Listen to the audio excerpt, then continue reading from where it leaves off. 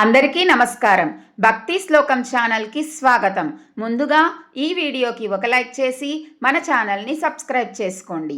ఈ నెల జనవరి 3వ తేదీన శనివారం నాడు అత్యంత శక్తివంతమైన రోజనే చెప్పవచ్చు. ఈ ధనుర్మాసంలో జనవరి 3వ తేదీన ఆరుద్ర నక్షత్రం కలయికతో శివముక్కోటి ఏర్పడుతుంది. ఇదే రోజున పౌర్ణమి కూడా ఏర్పడింది. ఇలాంటి రోజు చాలా అరుదుగా వస్తుందని, ఈ ఒక్కరోజు శివుడిని పూజిస్తే కోటి యాగాలు చేసినంత పుణ్యఫలితం లభిస్తుంది. కాబట్టి ఈ వీడియో మీ దాకా వచ్చిందంటే మీరు చాలా అదృష్టవంతులని చెప్పవచ్చు. ఎందుకంటే జనవరి 3వ తేదీన శివముక్కోటి రావడమే కాకుండా శివుని జన్మ నక్షత్రం ఆరుద్ర నక్షత్రం మరియు పౌర్ణమి కలిసి రావడం వల్ల దీని శక్తి 1000 రెట్లు ఎక్కువగా ఉంటుందని మన పురాణాలు వివరిస్తున్నాయి. శక్తివంతమైన శివముక్కోటి, శివ పూజా విధానం, పుష్య పౌర్ణమి పరిహారాల గురించి ఈ వీడియోలో తెలుసుకుందాం. ముందుగా ఈ వీడియోకి ఒక లైక్ చేసి ఓం నమః శివాయ అని కామెంట్ చేయండి. జనవరి 3వ తేదీన శనివారం నాడు శక్తివంతమైన శివముక్కోటి ఏర్పడుతుంది. అసలు శివముక్కోటి అంటే ఏమిటి? సాధారణంగా వైకుంఠ ఏకాదశిని ముక్కోటి ఏకాదశి అని విష్ణుమూర్తికి ప్రీతికరమైన రోజుగా జరుపుకుంటాము. అదేవిధంగా ధనుర్మాసంలో శివునికి అత్యంత ప్రీతికరమైన ఆరుద్ర నక్షత్రం రోజున శివముక్కోటి ఏర్పడుతుంది. మన పురాణాల ప్రకారం ఈ రోజునే పరమశివుడు ఆనంద తాండవం చేస్తూ నటరాజుగా దర్శనమిస్తాడట. కాబట్టి ఈ శివముక్కోటి పర్వదినాన ముక్కోటి దేవతలందరూ కైలాసానికి చేరుకొని ఆనంద తాండవం చేస్తున్న శివయ్యను దర్శించుకుంటారట. కాబట్టి ఈ శివముక్కోటి సందర్భంగా ప్రతి ఒక్కరూ శివుడిని పూజించి మీ దగ్గరలో ఉన్న శివాలయానికి వెళ్ళి శివునికి అభిషేకం చెయ్యండి.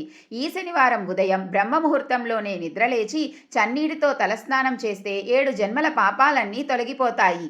అయితే అనారోగ్య సమస్యలతో బాధపడేవారు నీటిలో నువ్వులు వేసుకొని స్నానం చేస్తే ఆరోగ్య ప్రాప్తి సిద్ధిస్తుంది. అలాగే ఈ రోజున తప్పనిసరిగా మీ ఇల్లంతా గంగాజలం చల్లుకోండి లేదా పసుపు నీళ్లు చల్లుకోండి. ఇక మీ ఇంటికి ఉన్న అష్టదరిద్రాలన్నీ తొలగిపోయి మీ ఇంటికి అష్టైశ్వర్యాలు సిద్ధిస్తాయి.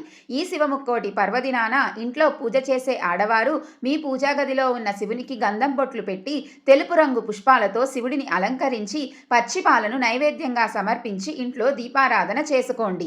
అలాగే ఈ రోజున ప్రతి ఒక్కరూ ఏది చేసినా చెయ్యకపోయినా మీ దగ్గరలో ఉన్న శివాలయానికి వెళ్ళండి. ఈ రోజున ముక్కోటి దేవతలందరూ శివదర్శనానికి వస్తారట. కాబట్టి ఈ రోజున శివాలయానికి వెళ్తే శివానుగ్రహంతో పాటు ముక్కోటి దేవతల ఆశీర్వాదం కూడా కలుగుతుంది.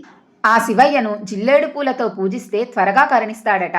కాబట్టి ఈ శివముక్కోటి సందర్భంగా ఆ శివయ్యకు జిల్లేడు పూలు సమర్పించి భక్తితో నమస్కారం చేసుకుంటే చాలు, కోరిన కోరికలన్నీ వెంటనే నెరవేరుతాయి. ఈ రోజున శివాలయానికి వెళ్ళేవారు ముందుగా నందీశ్వరుని దర్శించుకొని నంది కొమ్ముల మధ్య నుండి శివుడిని దర్శించుకుంటే చాలా మంచిది. అలాగే నంది చెవిలో మీ కోరికలన్నీ చెప్పుకుంటే ఇక మీ కోరికలన్నీ నేరుగా శివుని పాదాల చెంతకు చేరుతాయి. ఈ రోజున ప్రతి ఒక్కరూ తప్పనిసరిగా శివలింగానికి గంగాజలంతో కానీ ఆవు పాలతో కానీ అభిషేకం చెయ్యండి. ఈ ఒక్కరోజు శివునికి అభిషేకం చేస్తే కోటి జన్మల పుణ్య ఫలితం లభిస్తుందట. అలాగే శివలింగంపై అక్షింతలు వేసి నమస్కారం చేసుకుంటే మీ ఆయుష్ పెరుగుతుందని, ఆరోగ్య ప్రాప్తి కలుగుతుందని నమ్మకం. ఇక ఆర్థిక సమస్యలు, అప్పుల సమస్యలతో బాధపడేవారు చెరుకు రసంతో శివలింగానికి అభిషేకం చేసి నమస్కారం చేసుకోండి. ఇక మీ డబ్బు కష్టాలన్నీ తొలగిపోయి ఆర్థికంగా అభివృద్ధి చెందుతారు.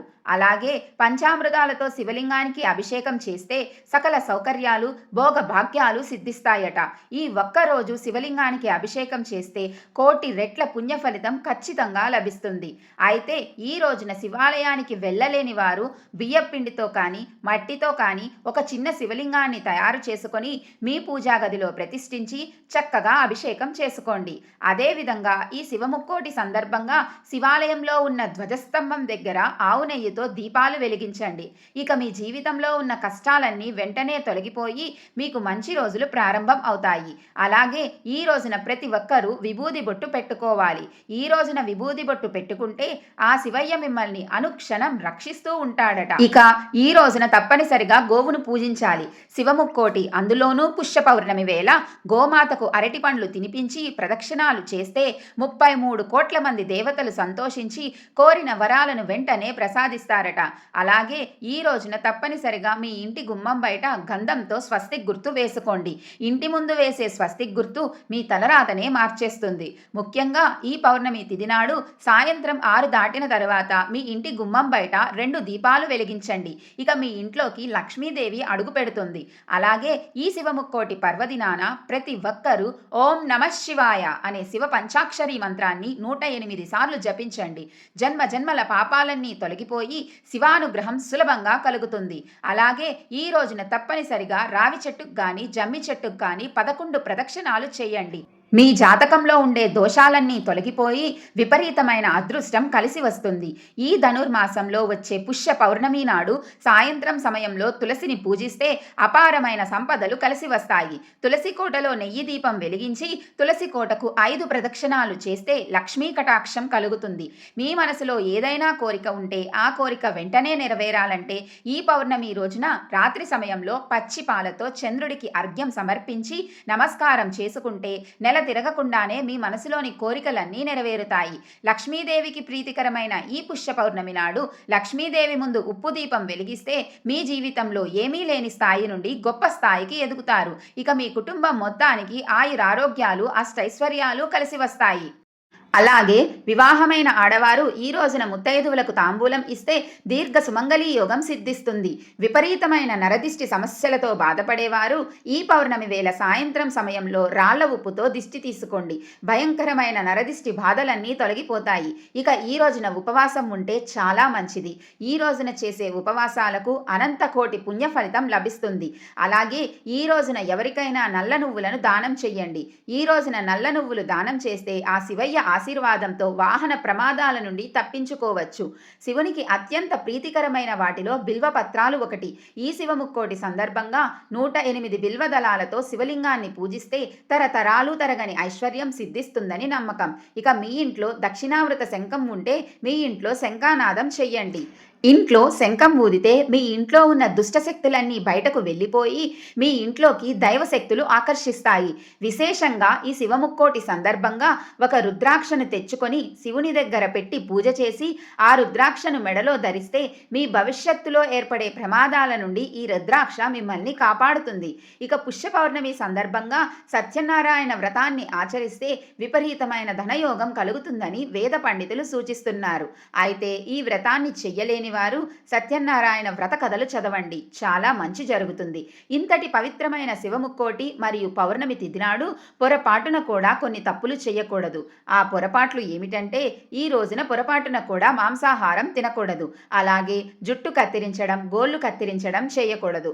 అదేవిధంగా పగటిపూట నిద్రపోకూడదు. ఇక భార్యాభర్తల మధ్య గొడవలు ఉన్నవారు ఈ రోజున తప్పనిసరిగా శివపార్వతులను పూజించండి.